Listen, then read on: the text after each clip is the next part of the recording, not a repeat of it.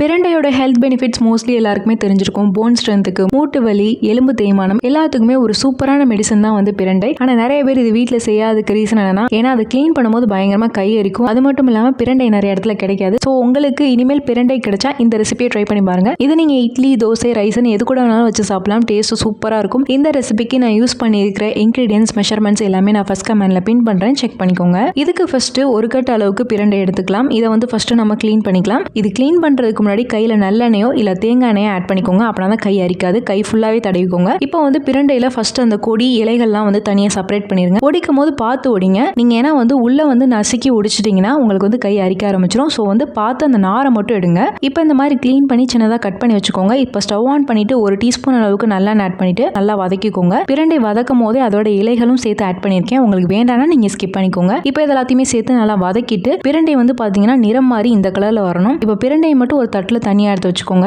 இப்போ அதே பாத்திரத்திலே ஒரு டீஸ்பூன் அளவுக்கு நல்லெண்ணெய் ஆட் பண்ணிட்டு 5 to 7 வரமிளகாய் ஆட் பண்ணிக்கலாம் உங்க காரத்துக்கு ஏற்ப. அதுக்கப்புறம் 5 to 7 சின்ன வெங்காயம் ஆட் பண்ணிட்டு 5 to 7 பல் பூண்டு, ஒரு சின்ன துண்டு இஞ்சி, ஒரு சின்ன லெமன் சைஸ் அளவுக்கு புளி ஆட் பண்ணிட்டு எல்லாத்தையுமே சேர்த்து ஒரு 2 நிமிஷம் மட்டும் நல்லா வதக்கிக்கோங்க. ஸ்டவ் ஆஃப் பண்ணிட்டு அந்த ஹீட்லயே அரை கப் அளவுக்கு துருவன தேங்காய் ஆட் பண்ணிக்கலாம். இப்போ நம்ம வதக்கி வச்சிருக்க பிரண்டையும் சேர்த்து நல்லா மிக்ஸ் பண்ணிக்கோங்க. இப்போ இது எல்லாத்தையுமே சேர்த்து ஒரு மிக்ஸி ஜார்லயோ பிளெண்டர்லயோ ஆட் பண்ணிக்கலாம். இப்போ இதுக்கு அரை டீஸ்பூன் அளவுக்கு உப்பு ஆட் பண்ணிருக்கேன். உங்களுக்கு எந்த அளவுக்கு வேணும்னு நீங்க பார்த்துட்டு ஆட் பண்ணிக்கோங்க. அதுக்கப்புறம் கொஞ்சமா கருவேப்பிலை ஆட் பண்ணிட்டு இதெல்லாமே ஆட் பண்ணிட்டு தண்ணி விடாம கொர கொரப்பா அரைச்சு எடுத்துட்டீங்கன்னா சூப்பரான பிரண்டை துவையல் வீட்லயே ரெடி ஆயிரும்.